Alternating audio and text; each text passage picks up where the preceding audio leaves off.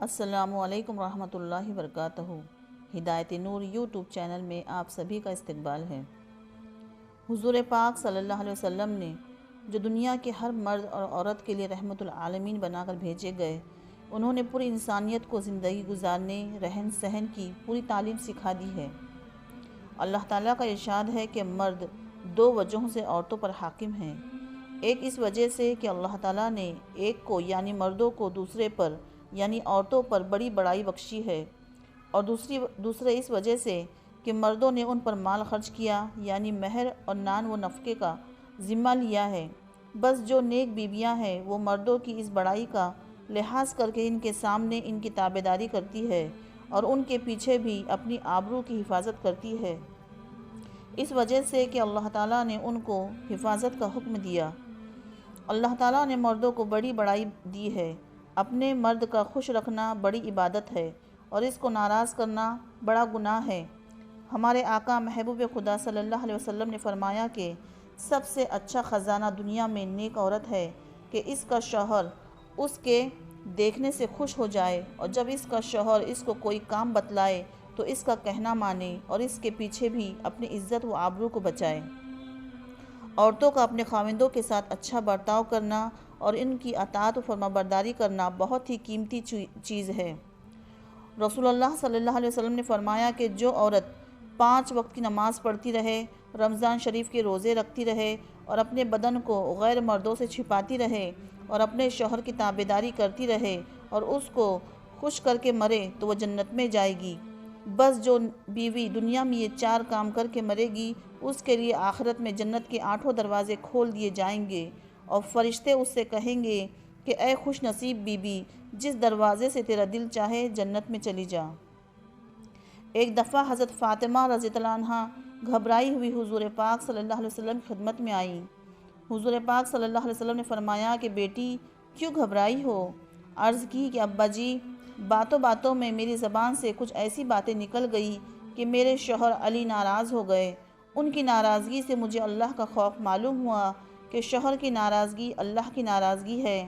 پھر میں نے ان سے معافی مانگی، وہ میری خوشامد دیکھ کر ہنس پڑے اور مجھ سے راضی ہو گئے۔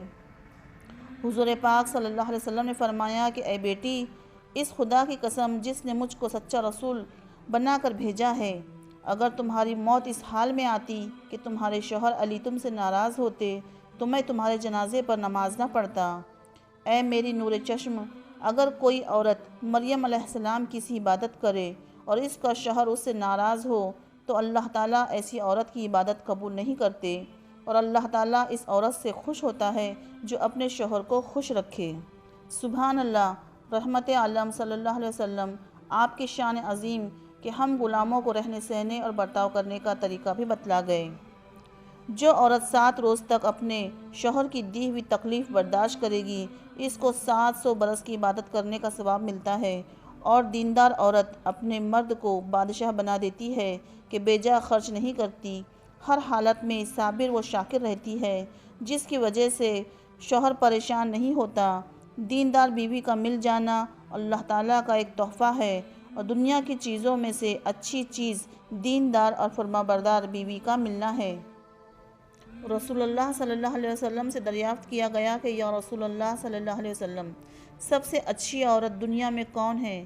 ارشاد فرمایا کہ وہ عورت ہے کہ جب اس کا شوہر اس کی طرف دیکھے تو اس کو خوش کر دے اور اس کا کہا مانے، اور جان و مال میں کوئی بات اس کی مرضی کے خلاف نہ کرے اور بغیر اس کی اجازت کے گھر سے باہر نہ جاوے۔ حدیث پاک کا خلاصہ ہے کہ شیطان ہر روز تخت بچھا کر اس پر بیٹھتا ہے اور اپنے سپاہیوں سے پوچھتا ہے کہ آج تم نے انسانوں میں سے خدا کی کون کون سی نافرمانی کروائی؟ جواب میں کوئی کہتا ہے کہ میں نے لوگوں کی نمازیں قضا کروا دی، کوئی کہتا ہے کہ میں نے خون کروایا، کوئی کہتا ہے کہ میں نے شراب پلوائی، غرض کہ اپنی اپنی کارروائیاں اور شرارتیں بیان کرتے ہیں۔ شیطان خفا ہو کر کہتا ہے کہ دور ہو جاؤ، تم نے انسانوں کو کچھ بھی نقصان نہیں پہنچایا۔ پھر ایک اور شیطان کہتا ہے کہ میں نے ایک مرد اور ایک عورت میں لڑائی لگا دی۔ یہ بات سن کر شیطان بہت خوش ہوتا ہے اور خوشی میں خوب ناچتا کودتا ہے، اور اس شیطان کو گلے لگا کر کہتا ہے کہ شاباش، جیتے رہو، تم نے خوب کام کیا، اور یہ کام سب برے کاموں سے بہترین کام ہے۔ ناظرین، اس قصے سے سبق سیکھو اور آپس میں لڑائی جھگڑا کر کے شیطان کو خوش نہ کرو۔ ویڈیو اچھی لگی ہو تو اسے لائک، شیئر اور سبسکرائب ضرور کریں۔ السلام علیکم ورحمۃ اللہ وبرکاتہ۔